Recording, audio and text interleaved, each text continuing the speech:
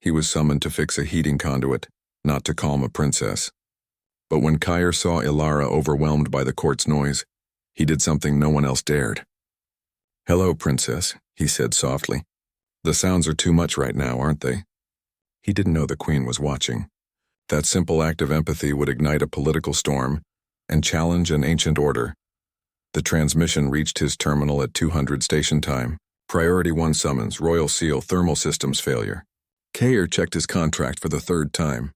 Section 4B, technical services only, no diplomatic functions, no direct royal contact. He packed his toolkit with extra thermal sensors. 2 guards in silver armor met him at the palace gates. Their grip on pulse rifles remained firm even after scanning his credentials. They walked close behind him, boots echoing on frost-covered marble. The lead guard's helmet tilted downward, watching his hands. The broken conduit hissed steam in the East Wing's main hall. Ice crystals already edged the arched doorways. Kyer's scanner showed more than a simple rupture. Stress fractures ran deep through the palace substructure.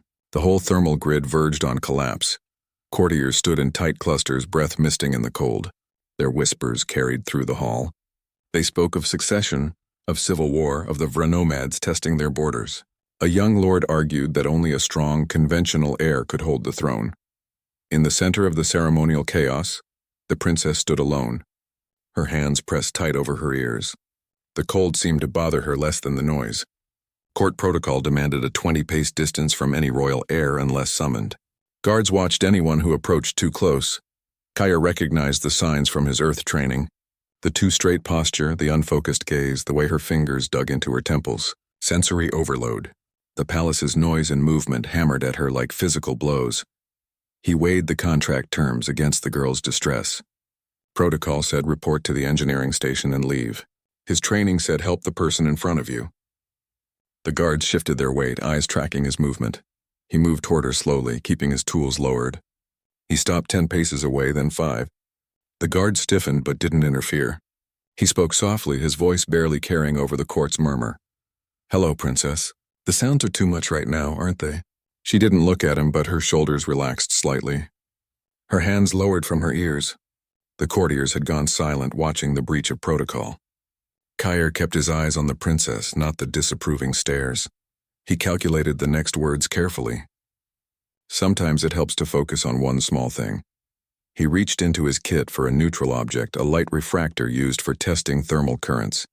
It caught the frozen starlight from the high windows. The princess watched the glint of light in his hand. Her breathing slowed. The head guard took half a step forward, then paused. No one had ever approached her this way before. They'd tried commands, medications, isolation. Never quiet acknowledgement. Orion's survival depended on absolute conformity.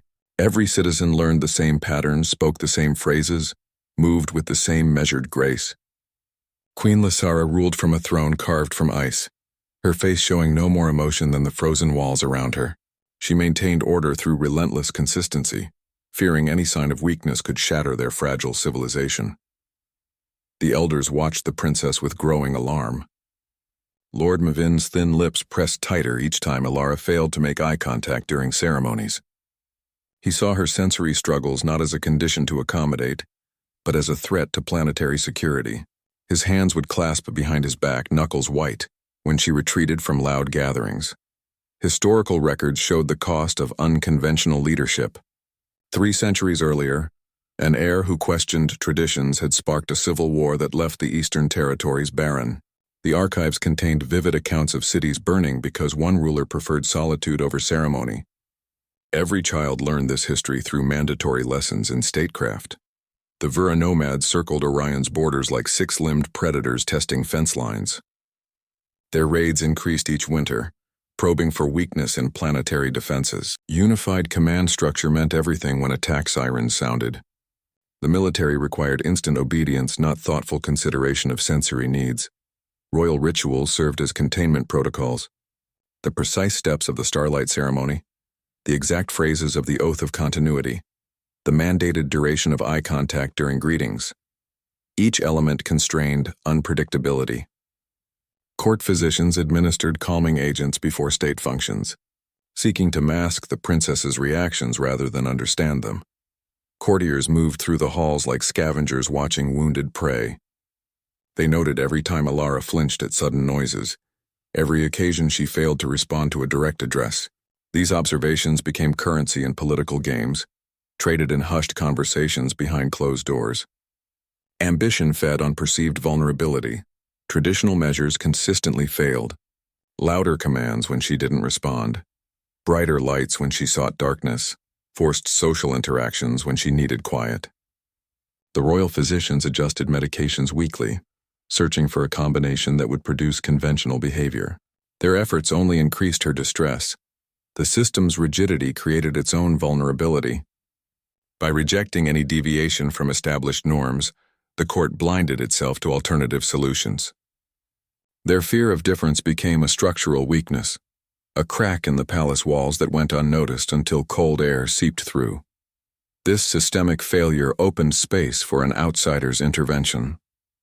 Where courtiers saw broken protocol, Kyer saw a person in distress. Where physicians saw malfunction, he saw neurological difference. The very factors that made him an outsider, his Earth training, his lack of Orion conditioning, became assets the system couldn't provide itself. The court's rejection created the perfect conditions for change. Their insistence on conformity had exhausted conventional options. Their fear had paralyzed their capacity for adaptation.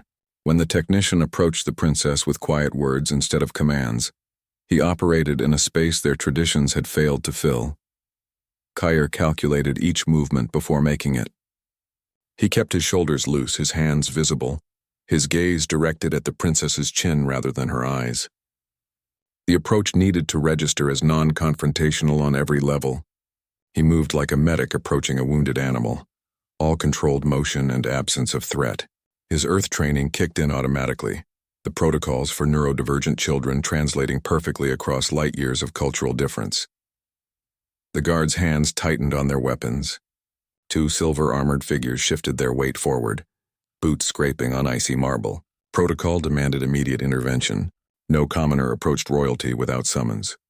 The head guard's finger hovered near his trigger housing, waiting for the princess's distress signal or the technician's sudden move. Courtiers nearby fell silent, their expensive robes rustling as they turned to watch the violation of centuries of tradition. He spoke at half volume, his words barely cutting through the hall's ambient noise. The sounds are too much right now. The phrase landed differently than previous attempts to engage her. Where others had demanded responses or offered empty comfort, his statement simply acknowledged her reality. He didn't ask for eye contact or a verbal reply. The observation stood on its own, a fact stated without expectation. His time at the Earth Neurodiversity Institute informed every syllable. He'd worked with children who experienced sound as physical pain, light as assault, touch as invasion. The key was always validation first, intervention second. You had to name the problem before offering solutions. The palace physicians had tried suppression. He led with recognition. The princess's hands remained pressed against her ears, but her breathing pattern changed. The tense rhythm of panic eased into something slower, more measured. Her shoulders dropped half an inch. The phrase had connected where commands and medications had failed. She gave a slight tilt of her head, not quite looking at him, but clearly listening. Courtiers exchanged glances, expecting the inevitable intervention. They'd seen outsiders removed for lesser breaches. A merchant once banished for offering a handshake instead of the proper bow. A diplomat's aide exiled for speaking out of turn during the silent meditation. This technician had not only approached without permission, but had addressed the air with uncomfortable intimacy. Above them all, Queen Lasara watched from a shadowed balcony. Her fingers rested on the frozen rail, her expression unreadable. She'd observed dozens of failed interventions, physicians, tutors, courtiers, all trying to mold her daughter into acceptable shapes. She saw the guard's tension, the courtier's disapproval, the technician's calm posture. Her own hand stayed still, not signaling for intervention. The moment stretched. The head guard glanced toward the balcony, waiting for the order that didn't come. The courtiers held their breath, anticipating the sharp command that would remove this Earth outsider from their midst. The heating conduits continued their faint hiss of escaping steam. Instead of recoiling or signaling distress, the princess gave a single slight nod. Her eyes remained unfocused on the middle distance, but the acknowledgement was clear. She'd heard. She'd understood. The connection held. The guard relaxed his trigger finger by millimeters. The Queen's hand remained on the rail, her decision made without a single word spoken. Kyre's hands moved through the maintenance kit with practiced assurance. He bypassed the standard thermal regulators and went straight for the spares compartment. His fingers found a discarded luminescent conduit sleeve, its surface etched with fine fractures that caught the light oddly. He selected a handheld pressure calibrator next, its reservoir still half full of neutral-grade suspension gel. The materials felt cold and familiar in his grip. The luminescent components refracted palace light in unpredictable ways. Tiny imperfections in the conduit sleeve split beams of starlight into faint rainbows. He noted how the fractures didn't weaken the structure but instead created a scattered soft glow. The suspension gel held a milky translucence that would carry and slow the bubbles he intended to form. Each element had been designed for engineering purposes, but their secondary properties served his new aim better. Using royal resources without authorization violated 6 separate articles of his contract. The head guard watched from across the hall, his hand resting on his weapon housing. Palace regulations clearly stated that all components remained property of the crown. Repurposing without clearance meant immediate expulsion. Worse, using technical equipment near the princess could be interpreted as attempted influence or even sabotage. The risk calculation ran in the back of his mind while his hands continued working. Earth therapeutic methods merged with Orion material science. He'd used bubble tubes and sensory lamps in classrooms back home, simple tools to help regulate overloaded nervous systems. Here, the advanced suspension gel allowed for slower descent patterns. The palace's own starlight projectors provided illumination that Earth technology couldn't match. He adapted the pressure calibrator to release controlled bursts of air through the gel-filled conduit sleeve, creating a marriage of 2 worlds' knowledge. The device produced iridescent spheres that moved with deliberate slowness. They emerged from the modified nozzle with a soft pop, each one capturing traces of luminescent gel in its membrane. Their descent pattern showed none of the erratic floating of Earth soap bubbles. These orbs drifted downward like falling leaves, turning gently as air currents caught them. Their surfaces shimmered with captured light, holding colors that shifted with every slight rotation. Each bubble captured starlight from the ceiling's projection system. The palace architects had installed holographic emitters to mimic Orion's summer constellations, casting patterns of blue and silver across the hall. As the bubbles passed through these beams, they became tiny mobile projectors themselves. They carried miniature galaxies across the space between technician and princess, their surfaces mapping fragments of star charts and nebula patterns. He explained the mechanism before activating it. His voice remained low and even, describing the air pressure adjustment, the gel suspension, the light refraction properties.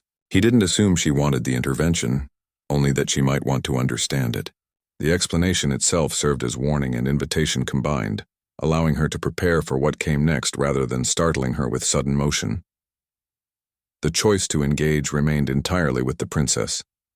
He made this clear through posture and phrasing. She could watch the bubbles or ignore them, track their movement or let them pass. No expectation of response weighed the air between them. The device itself pointed slightly away from her, its output drifting across neutral space rather than directly toward her. The autonomy itself became part of the tool. Anticipation built in the watching courtiers held breaths. The head guard's fingers tapped against his rifle stock. From her shadowed balcony, the queen leaned forward slightly, her robes whispering against frozen stone. Even the hissing steam from the broken conduit seemed to quiet itself. The first test would validate or condemn the entire unauthorized experiment. The bubbles drifted toward Alara's general vicinity, without aiming directly at her. Their lazy descent patterns created a moving curtain of soft light between her and the overwhelming court. One sphere caught a particularly vivid beam of projected starlight, burning like a tiny blue sun for a moment before continuing its fall. The princess's eyes, which had been fixed on the floor in self-protection, lifted fractionally. Her gaze followed the bubble's downward path, her head tilting almost imperceptibly. The tension in her hands eased as she watched the light move. Lasara watched from the concealed observation balcony, her hands resting on the frozen railing. The vantage point offered a clear view of the main hall while keeping her presence undetected.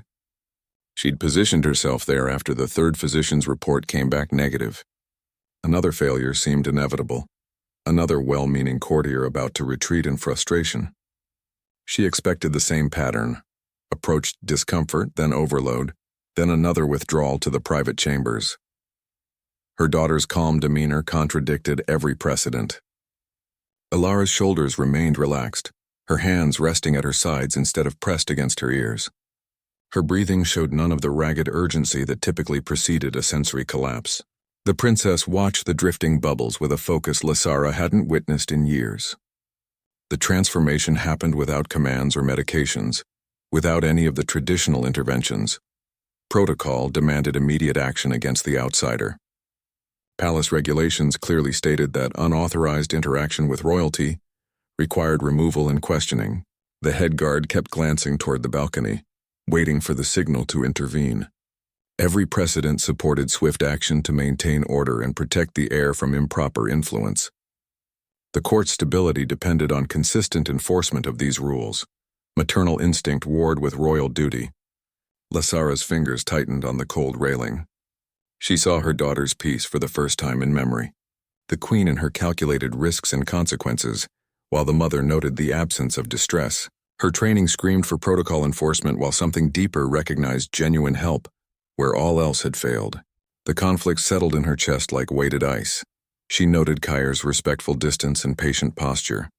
He maintained 5 paces of separation despite having already breached protocol. His hands remained visible, his movements slow and predictable.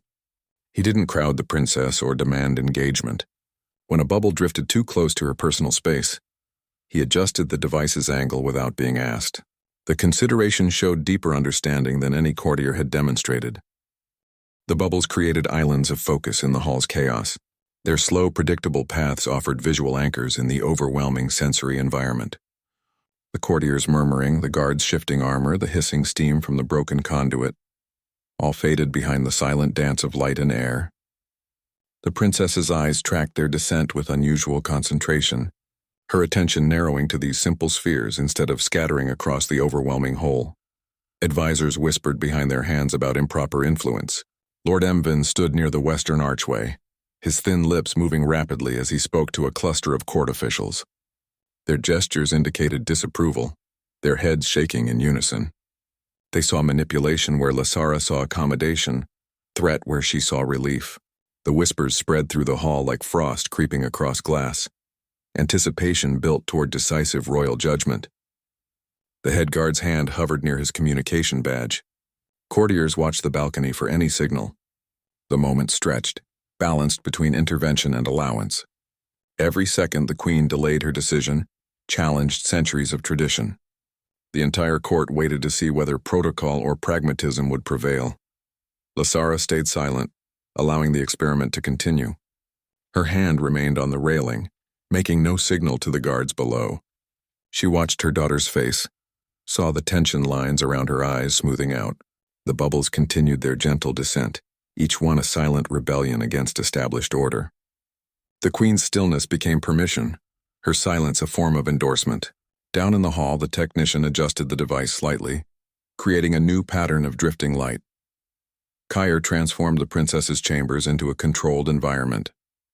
He arranged simple stations around the perimeter, textured panels on the left wall, sound modulation pads near the seating area, temperature variance plates by the eastern window.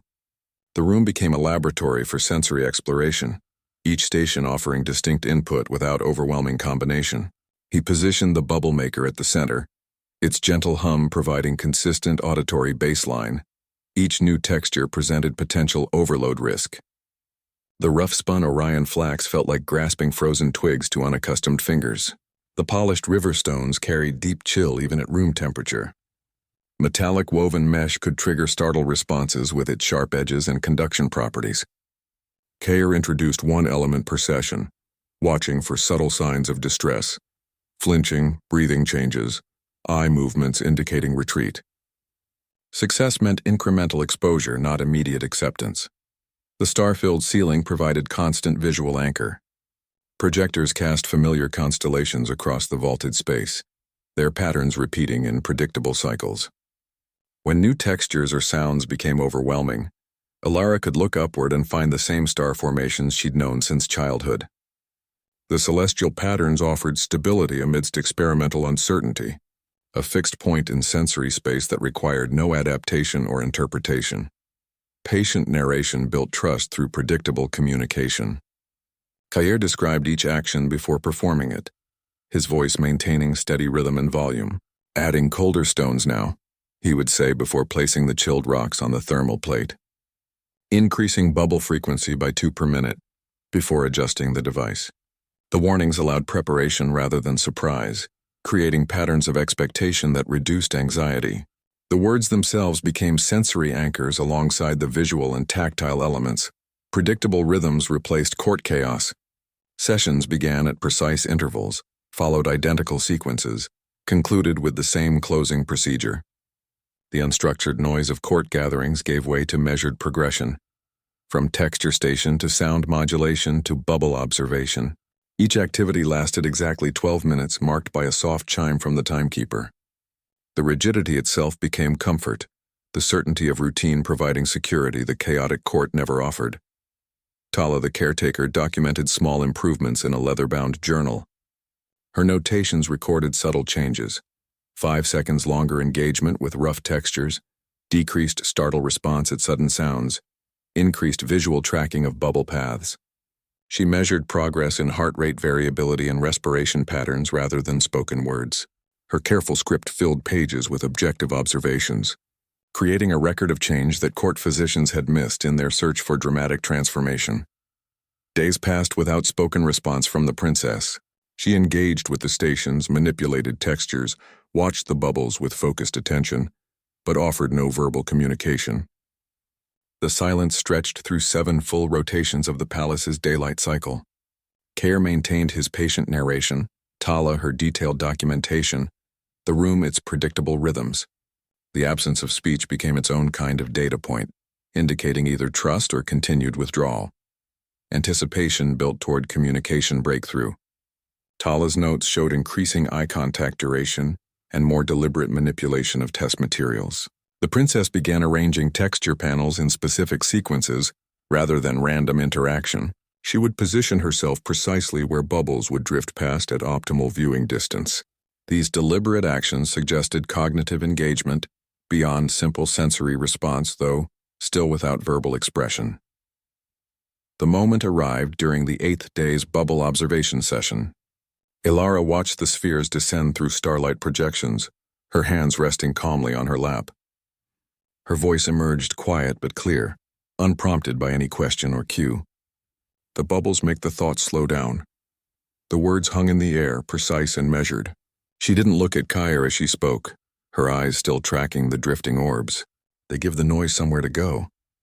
Tala's stylus paused above her journal, the observation now requiring documentation of spoken language instead of mere physical responses. The breakthrough had arrived not as dramatic announcement, but as quiet statement of fact, its significance measured in the sudden stillness of the room's 2 witnesses. The elders watched the princess's progress with growing alarm. Each report of improved engagement, each notation of decreased distress signals, read like threats to their established order. Traditionalists saw adaptation as compromise, accommodation as weakness.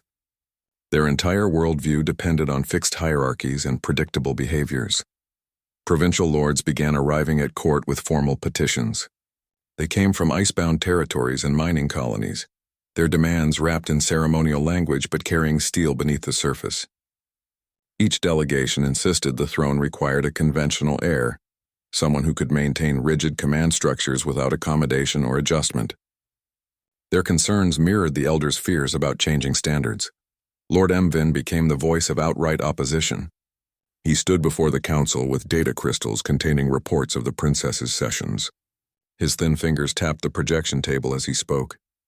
He advocated for immediate exile of both princess and technician, framing it as planetary security necessity rather than punishment. His arguments carried the weight of tradition and the fear of change. They feared leadership that operated outside established patterns. The council had governed for centuries using predictable protocols and standardized responses. A ruler who required sensory accommodations, who thought in different patterns, who valued quiet intervention over loud commands. This represented an existential threat to their control structure. Their power depended on everyone following the same rules. Ancient order explicitly equated difference with weakness. Historical texts displayed in the council chamber showed illustrations of unconventional rulers being overthrown. The phrase "unity through conformity" appeared carved above the main doorway. Generations of leaders had maintained that any deviation from standard behavior compromised planetary security. This ideology justified their mounting opposition to the princess's development. For incursions required ruthless uniformity in response.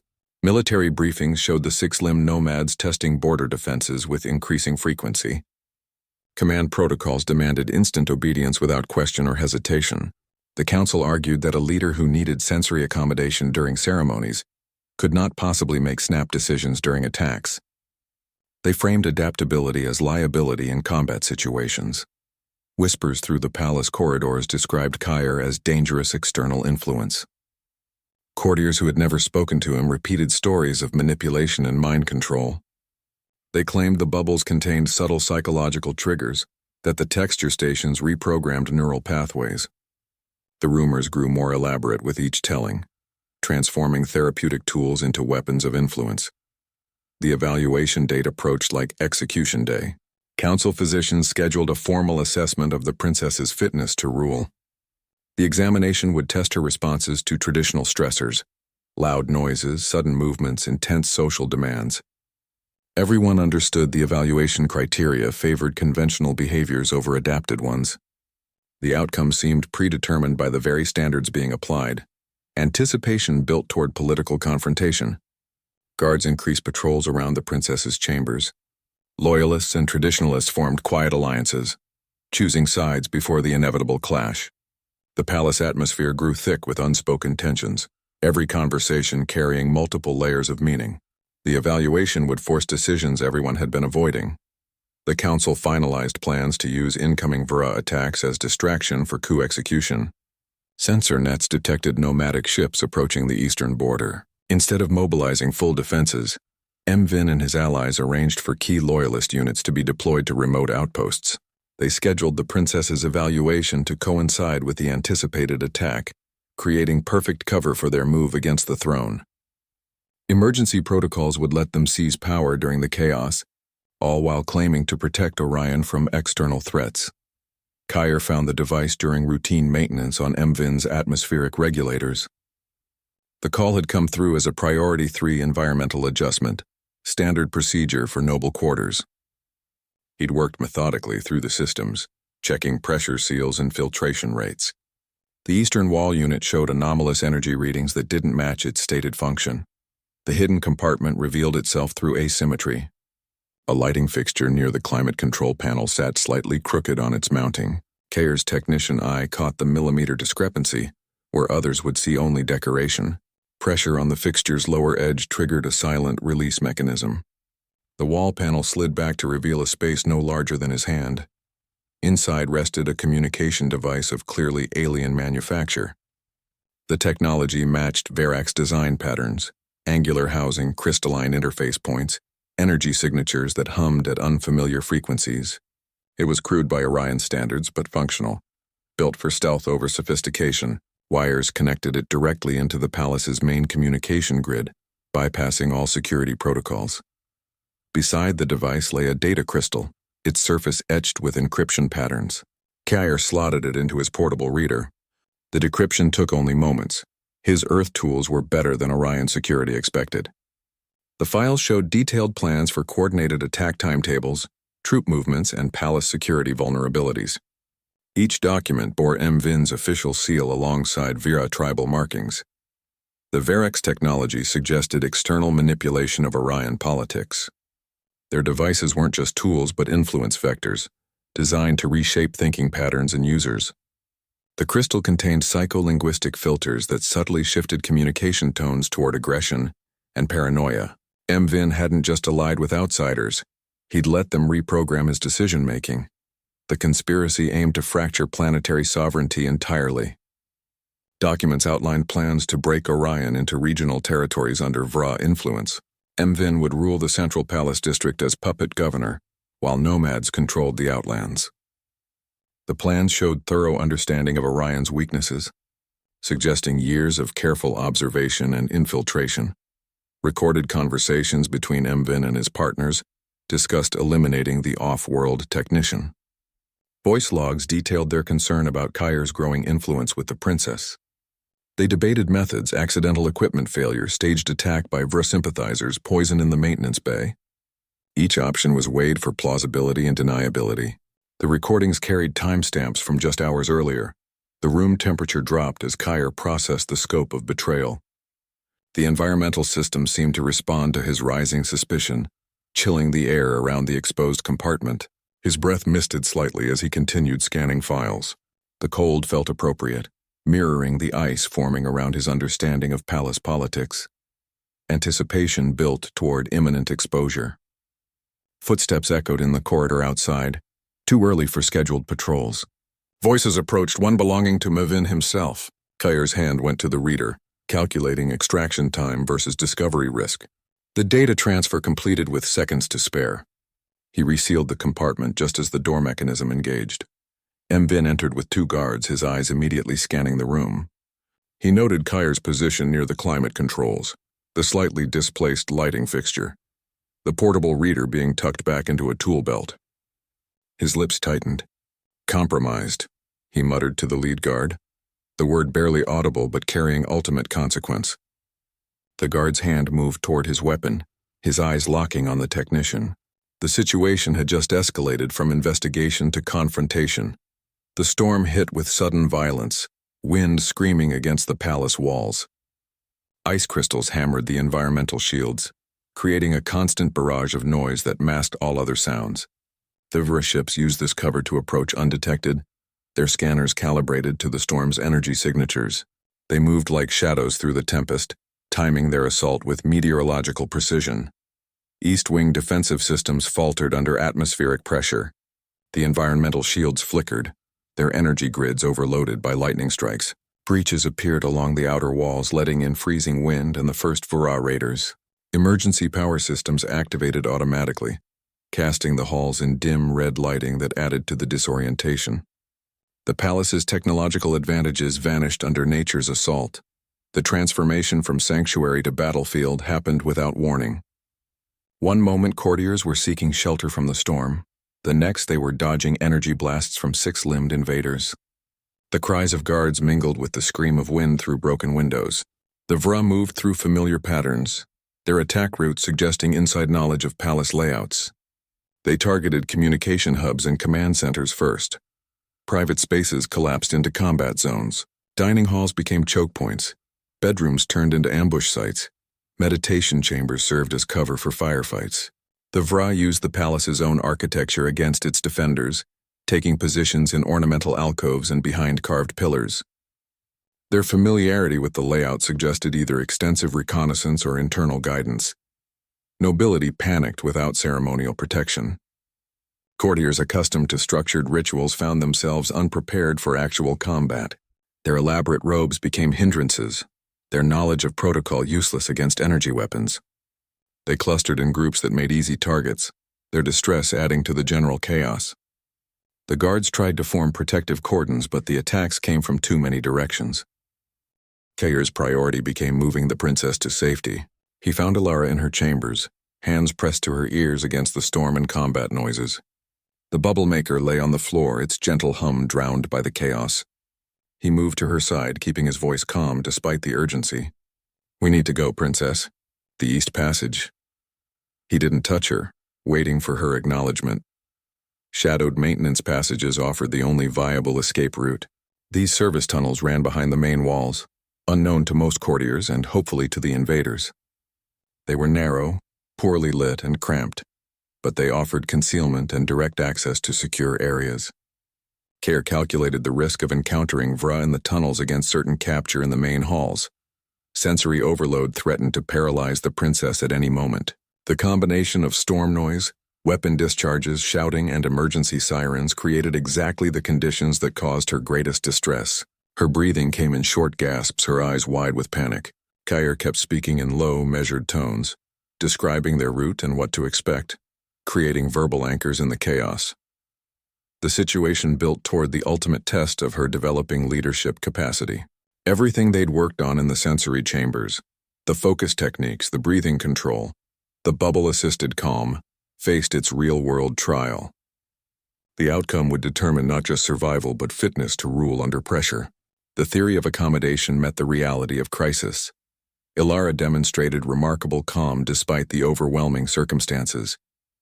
She took a slow breath, her hands lowering from her ears, her eyes focused on Kair rather than darting around the chaotic room. "The East Passage," she repeated, her voice steady. "We'll need the bubble device." She pointed to the generator on the floor, her movement deliberate rather than panicked. The composure she showed in that moment of extreme pressure revealed depths no evaluation could have measured. Kair's memory of the conduit repair maps provided their only advantage. He'd studied the maintenance schematics during his first week, noting the hidden passages that ran behind the council chamber walls.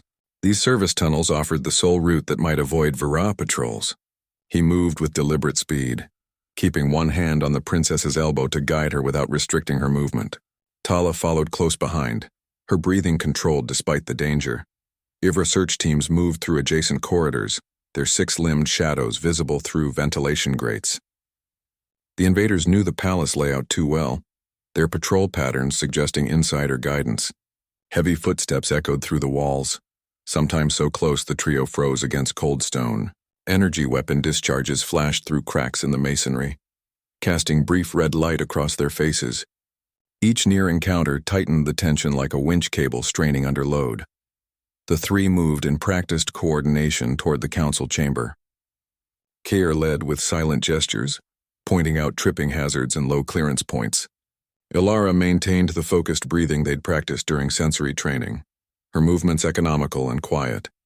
Tala watched their rear, her head constantly turning to check for pursuit.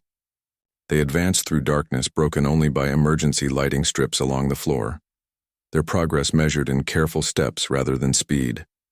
Iridescent bubbles marked their path with silent precision. Kair operated the modified device with one hand, releasing spheres at each intersection. The bubbles drifted ahead, their faint luminescence just enough to illuminate the way without drawing attention. They served as both path markers and sensory anchors for the princess, their predictable movement helping maintain her focus. The soft light reflected off moisture on the tunnel walls, creating a subtle trail back to safety. The princess utilized every tool from their training sessions. She matched her breathing to the bubble's drift rate, using the rhythm to control anxiety. Her fingers traced textured patterns on the tunnel walls, maintaining tactile connection to offset the visual deprivation. When Vra footsteps grew especially loud, she would focus on a single bubble until the sound passed. The techniques they'd developed in calm conditions now served survival purposes. Tala guarded their rear with a makeshift weapon from the maintenance bay. She'd fashioned a shock prod from discarded components, its charge enough to stagger an attacker but not kill. Her eyes constantly scanned the darkness behind them, her ears tuned to distant sounds. She moved backward much of the time, trusting Kair's guidance while ensuring nothing followed. The weapon hummed faintly in her grip, a sound barely audible over their breathing. Every sound threatened exposure. Dripping water echoed like warning bells. Their own footsteps seemed to amplify in the confined space. Once Ilara's robe brushed against a conduit, the rustle sounding like thunder in the silence. They froze for full minutes after such incidents, waiting for any indication they'd been heard. The tension made ordinary movement feel like deliberate risk-taking. The approach to the council chamber became a test of endurance. The tunnels narrowed, forcing them to move single file through cramped passages. Fra voices grew louder ahead, suggesting the main attack focused on that sector. Kair adjusted their route twice to avoid patrols that seemed to anticipate their movement. The hidden entrance lay just beyond a final filtration unit, its access panel barely visible in the dim light. They reached the concealed entrance exactly as planned. Kair located the release mechanism behind a ventilation grate, his fingers finding the hidden catch by memory.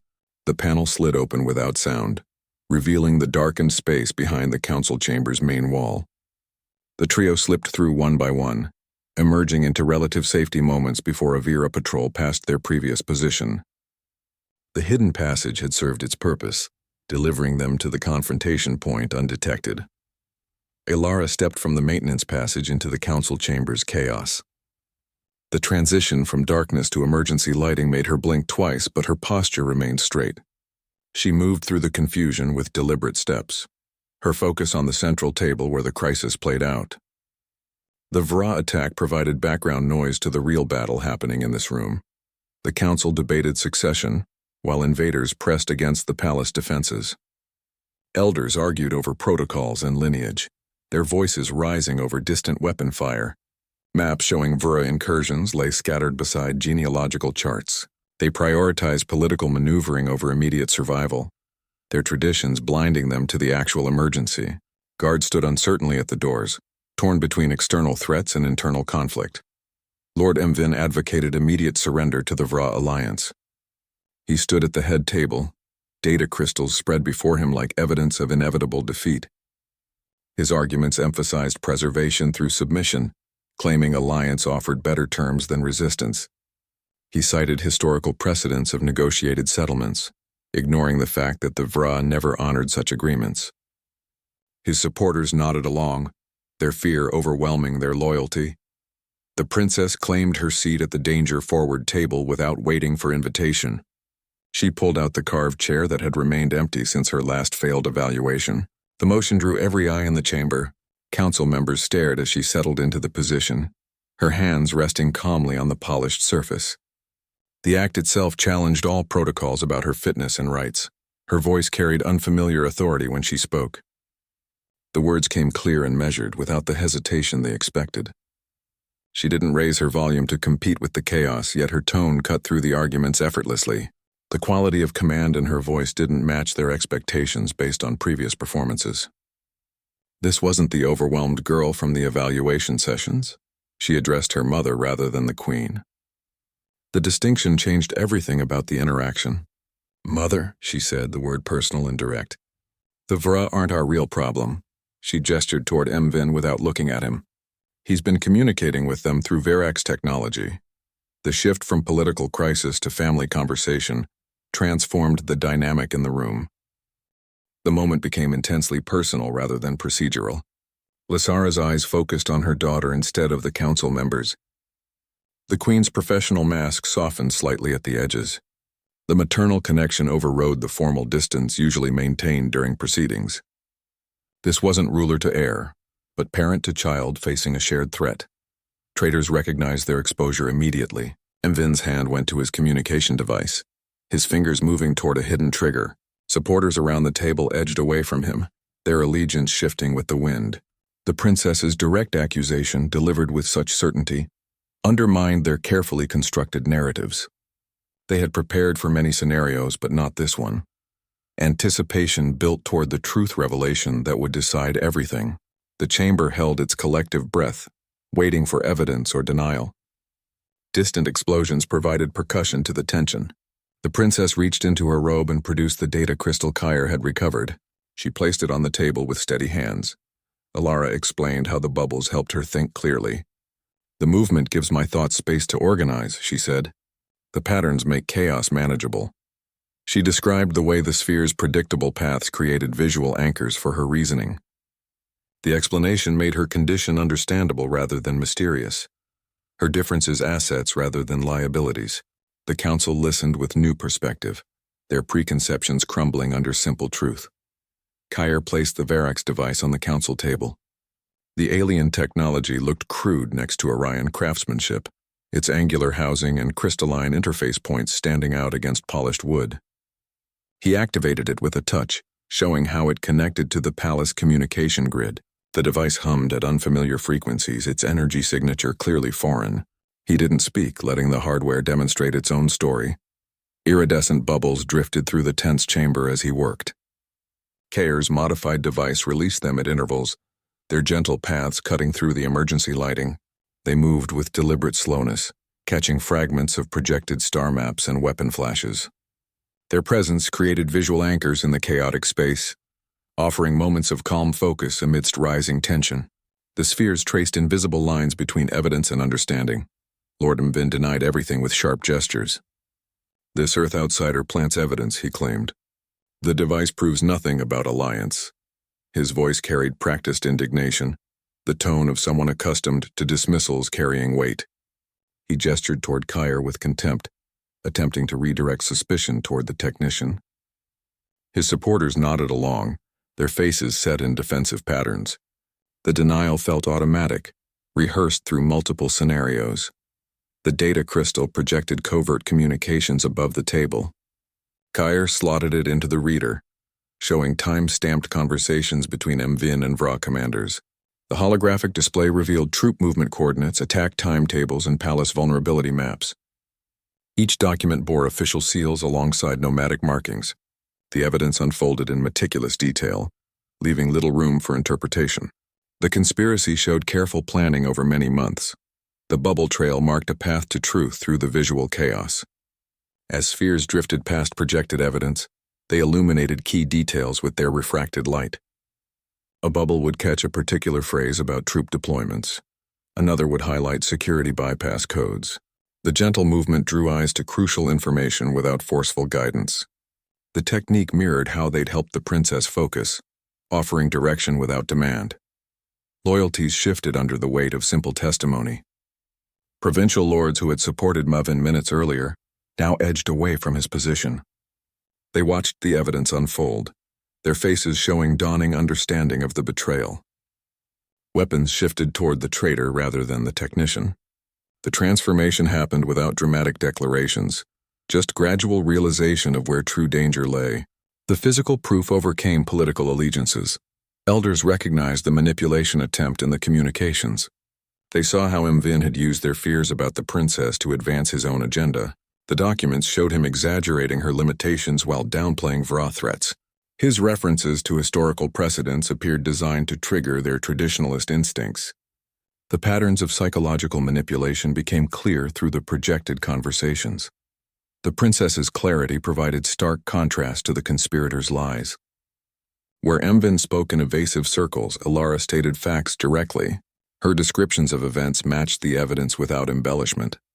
She explained how she'd observed MVIN's meetings at the Edge Garden, her unique perspective allowing her to notice details others missed. The difference between honest observation and calculated deception became obvious to everyone present. Anticipation built toward the Queen's final judgment. All eyes turned to Lasara as she studied the evidence. Her face showed none of the outrage others displayed, only deep calculation.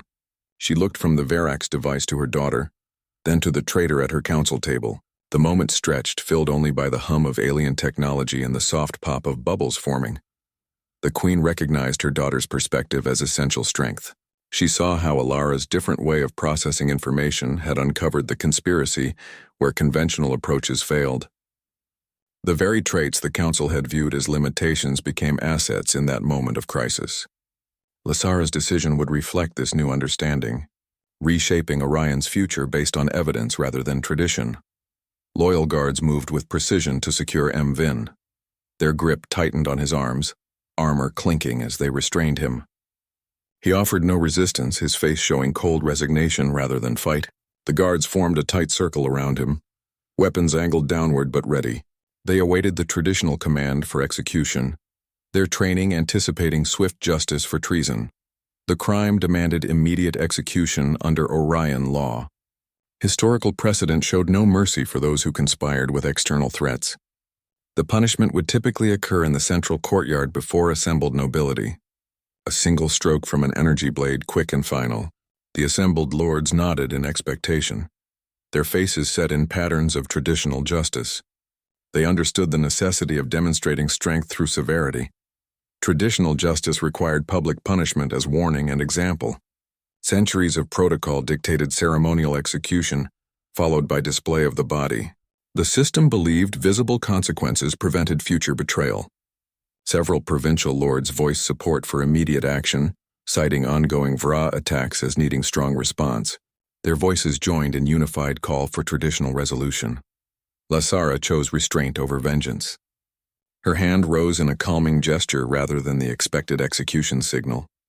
She looked at MVIN not as traitor but as source of intelligence.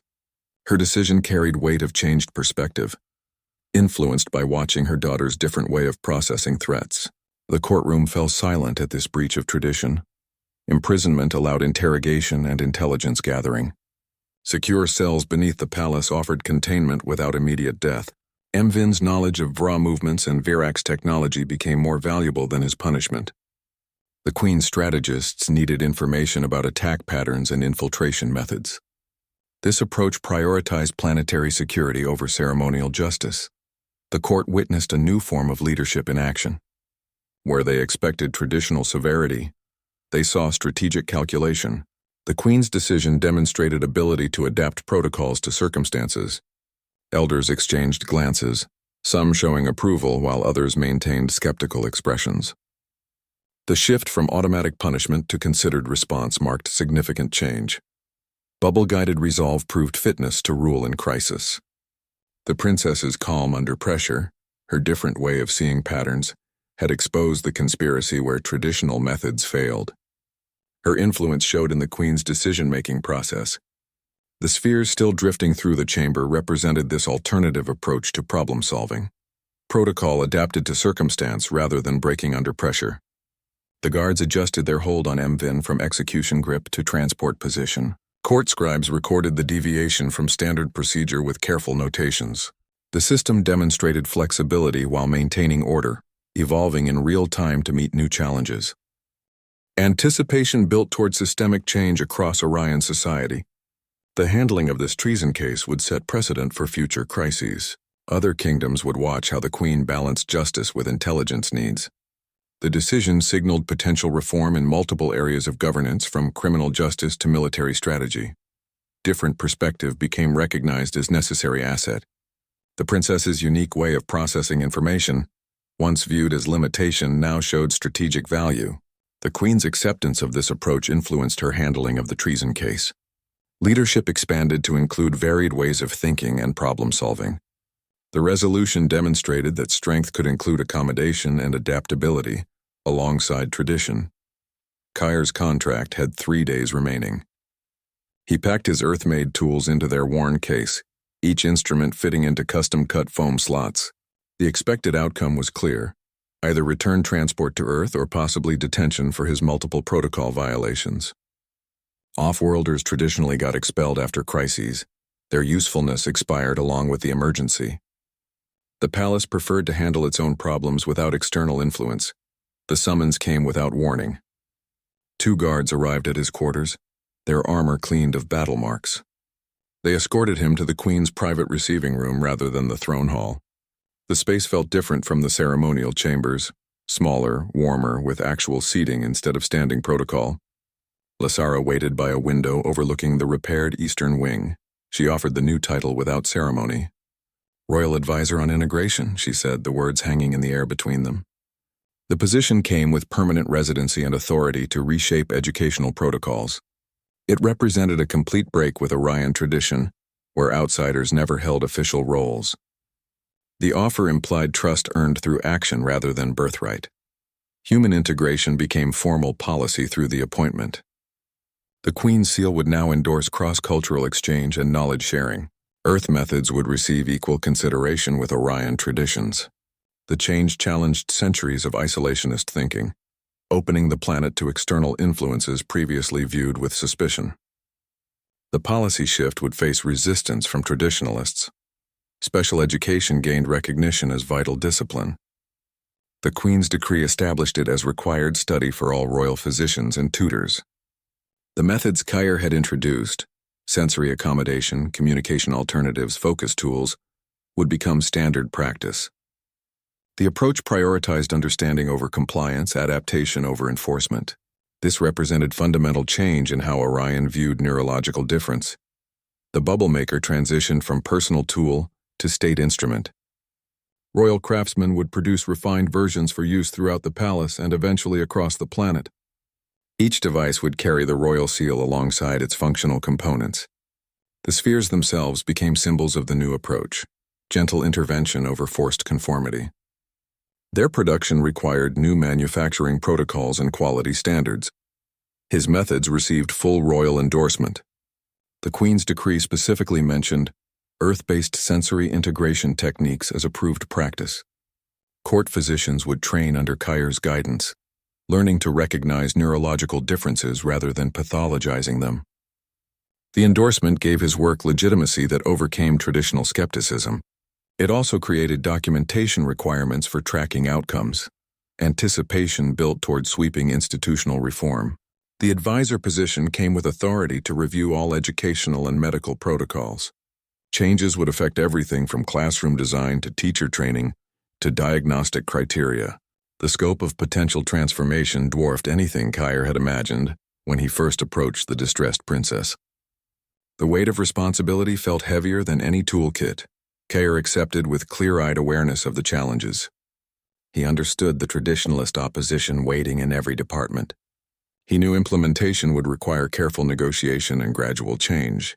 His response focused on the work rather than the title. He asked for workshop space near the royal chambers and permission to interview current educators. The acceptance came with no grand statements, only practical preparations for the task ahead. Queen Lasara announced the Royal Academy's construction from the main balcony.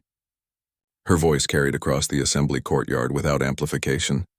She described an institution for different-minded children, a place that would nurture their unique perspectives instead of forcing conformity. The words settled over the crowd like falling snow, each syllable measured and deliberate. This represented the most significant educational reform in Orion's history. The academy would operate on principles developed during the princess's training. Sensory-friendly classrooms, individualized learning paths, alternative communication methods. All previously unthinkable concepts became official policy. The Queen's decree specified that neurological difference would be recognized as potential strength rather than disability. The institution's very existence challenged everything traditionalists believed about education and leadership. Traditional resistance formed immediately. Elder council members gathered in side chambers, their voices low and urgent. They argued that specialized education would create division rather than unity. They feared nurturing difference would weaken Orion against external threats. Their objections followed predictable patterns: appeals to tradition, warnings about vulnerability, concerns about resource allocation. The debate would continue long after construction began. The bubble of hope integrated into the royal scepter as permanent symbol. Craftsmen worked the modified device into the ceremonial staff's design, its gentle hum now part of royal appearances.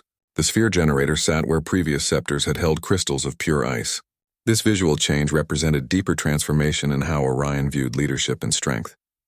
The object once used to calm a distressed princess became emblematic of planetary policy. The symbol represented resilience through adaptation rather than rigid conformity. Its presence reminded viewers that strength could include flexibility, that accommodation didn't mean weakness.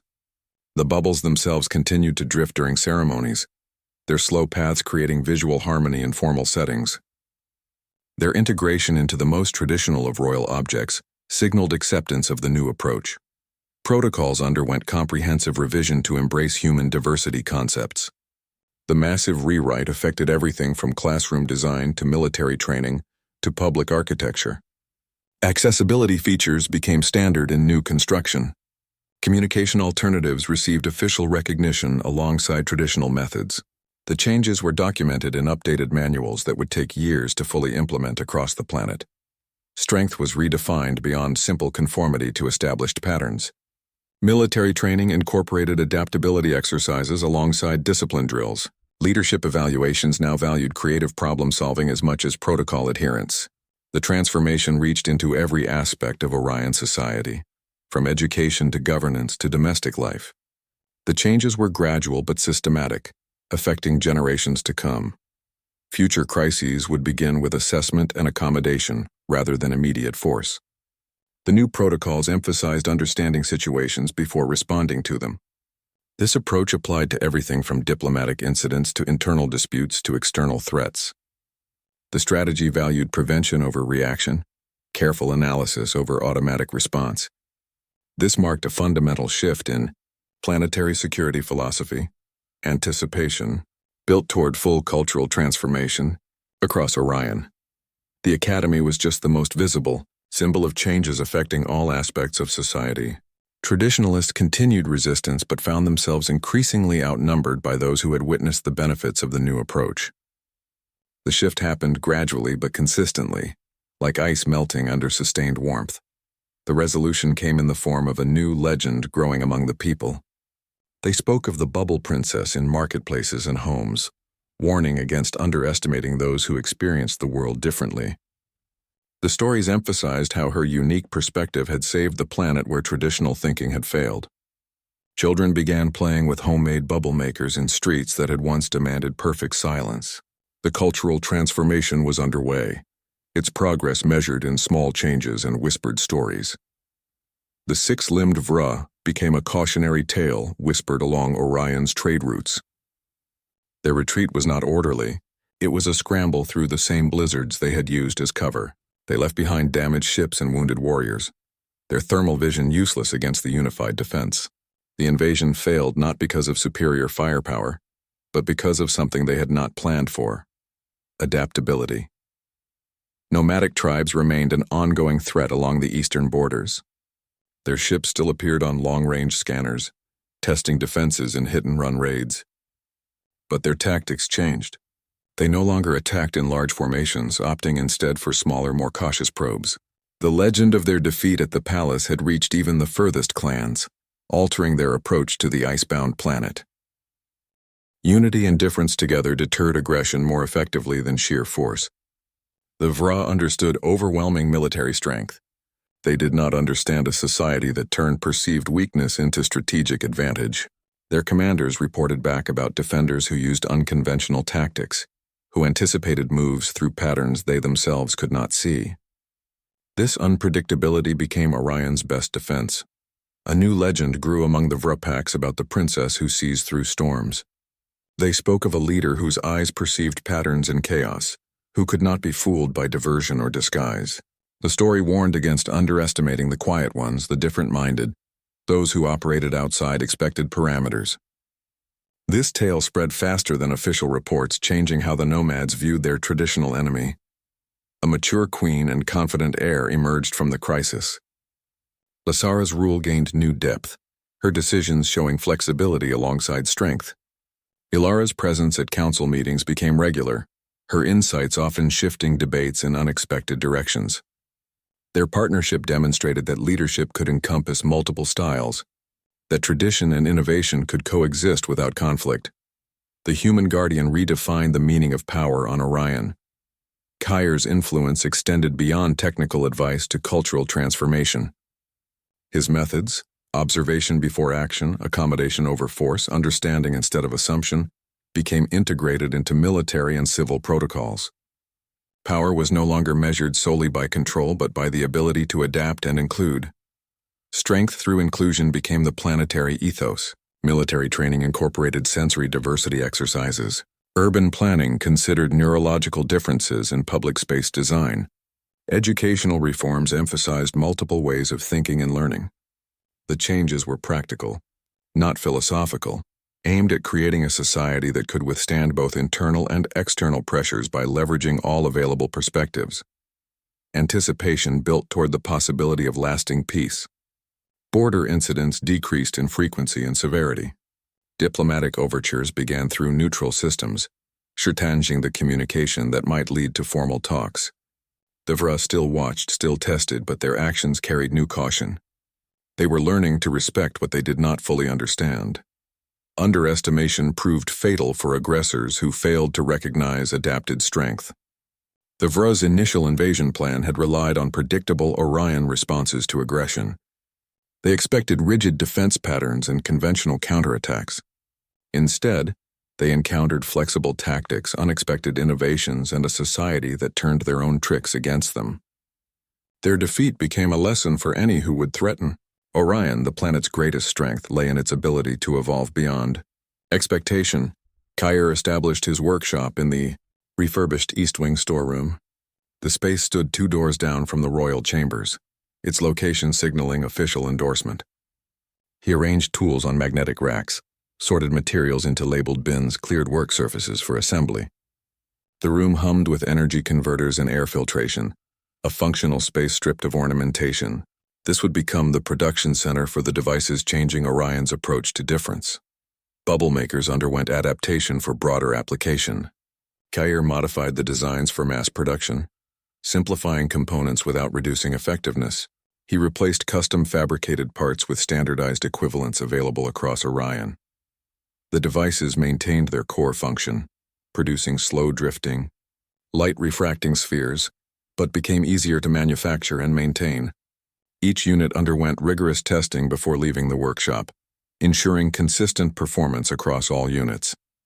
Traditional craftsmen resisted the alien technology. Guildmasters visited the workshop with complaints about non-standard materials and methods. They argued Orion craftsmanship should remain pure, unsullied by external influences. Their objections carried weight in conservative circles, slowing distribution efforts. Kair documented performance metrics alongside their concerns, building evidence-based counterarguments. The resistance became part of the implementation process rather than outright blockage. Each sphere carried the same message encoded in its design. The bubble's gentle movement demonstrated strength through accommodation rather than force. Their light-refracting surfaces showed how difference could create beauty instead of disruption. The devices themselves became teaching tools, their operation illustrating principles of patience and adaptation. Children learned through interaction what adults struggled to accept through explanation. These devices helped other children regulate sensory input across Orion. Reports came in from provincial capitals and mining colonies. Educators described students focusing better during lessons, coping with overcrowded markets, managing transport noises. The bubbles provided visual anchors in overwhelming environments, creating pockets of calm in chaotic settings. The technology worked equally well in classrooms and homes, its applications expanding with use. Revolutions began with these simple tools. The humble bubble makers challenged centuries of educational philosophy. Their success undermined arguments for rigid conformity, demonstrating that accommodation produced better outcomes than enforcement. The devices became symbols of a broader shift in how Orion viewed neurological difference. Their widespread adoption signaled acceptance of alternative approaches to learning and living. The bubbles became beacons of hope in practical terms. Parents saw children sleeping through night storms for the first time. Teachers observed students participating in group activities instead of withdrawing. The sphere's gentle presence in homes and schools represented possibility where none existed before. Their light patterns cutting through darkness became visual metaphors for changed perspectives. Winter across Orion echoed with the transformed legend. People spoke of the Bubble Princess in trading posts and energy stations. The story evolved with each telling, emphasizing how difference became strength under pressure. Children imitated the princess's calm focus during drills, using breathing techniques alongside bubble observation. The legend shaped behavior as much as policy, influencing actions at individual levels. Anticipation built toward planet-wide adoption of the new approach. Production schedules expanded to meet growing demand. Training programs developed for educators and parents. The devices began appearing in public spaces, healing centers, transport hubs, government buildings. Each installation represented another step toward full integration of the new philosophy into daily life. The resolution came through accumulated evidence of effectiveness. Performance data showed measurable improvements in learning outcomes and emotional regulation. Traditionalists gradually accepted the technology as results outweighed objections. The profound strengths hidden in neurological differences became visible through simple observation. What began as one technician's intervention now supported thousands of children across the planet, each bubble carrying the same quiet message of acceptance and adaptation. The queen stood at her window, watching winter light reflect off the palace walls. Her fingers traced the newly integrated bubble device on the scepter. That simple act of kindness, a technician blowing bubbles to calm her daughter, had redirected their entire history. She remembered the moment with clarity, how the spheres had drifted through chaos, how her daughter's breathing had steadied, how the court's tension had momentarily stilled. That small intervention had created ripples far beyond its immediate purpose. Civil war had been a real possibility before the bubbles. The traditionalists were armed and ready, their alliances formed around removing an heir they deemed unfit. The Vra invasion would have provided perfect cover for their coup. Emvin's plot nearly succeeded because it exploited existing fractures in their society. The technician's unauthorized act created an alternative path no one had anticipated. History balanced on that moment of choice. Had Kyer followed protocol and retreated to his workstation, the princess would have remained overwhelmed. The conspiracy would have proceeded undetected. The evaluation would have declared her unfit, triggering the succession crisis Mvin planned. The invasion would have found Orion divided and vulnerable. Instead, a different future unfolded because one person prioritized empathy over rules. The story became parable across Orion, blending courage with simple care. Parents told children about the outsider who saw what others missed. Teachers used it to explain why different perspectives mattered. Military trainers incorporated it into tactics lessons about unconventional solutions. The narrative held power because it showed strength through understanding rather than force. Male readers across the galaxy now await their weekly installments of the ongoing legend. The story spreads through trade routes and communication networks, adapted into various media formats. Each retelling emphasizes different aspects: the technical ingenuity, the political intrigue, the sensory accommodation techniques. The narrative's flexibility allows multiple audiences to find their own meanings in the events. Kyer's workshop continues its quiet work near the royal chambers. The hum of bubble generators blends with the winter winds outside. He trains new technicians in the art of observation and adaptation. Each device produced carries the same careful engineering that marked the original. The work progresses without fanfare, its impact measured in small improvements rather than dramatic announcements. Every sphere contains potential for revolution. The bubbles drifting through classrooms and public spaces carry more than refracted light. They represent a shift in how Orion views strength and leadership. Their gentle movement demonstrates that accommodation can be more powerful than enforcement. Children who grow up with these tools will inherit a different understanding of capability. Orion's winter echoes with the transformed legend. The story spreads through mining colonies and trading posts, adapted to local context but keeping its core intact. People speak of the bubble princess in marketplaces and energy stations, warning against underestimating those who experience the world differently. The cold air carries whispered phrases about strength through inclusion. The narrative builds anticipation for stories yet to unfold. The Vra still watch from beyond the borders, their tactics evolving. The Academy's first students will soon take their places in society. New challenges will test the reforms implemented after the crisis. Each development adds layers to the ongoing transformation of Orion's culture and governance. They see patterns others miss, understand connections that remain invisible to conventional observation. The princess's unique perception, once viewed as limitation, now guides planetary policy. The technician's outsider perspective revealed solutions insiders couldn't envision. Their partnership demonstrates that true knowledge often comes from unexpected sources, that the most valuable insights frequently hide in plain sight, waiting for someone willing to look differently at what everyone else accepts as normal. Real strength shows itself when we nurture differences with compassion. The princess saw patterns others missed, her unique perspective becoming Orion's greatest asset. Those who serve her see past surface appearances to recognize hidden potential. The humblest intervention, bubbles blown in a moment of crisis, can reshape entire worlds when offered with genuine care. This quiet power challenges conventional definitions of leadership and strength. It reminds us that true vision often comes from unexpected places, and the simplest acts of understanding can alter destinies in ways force never could.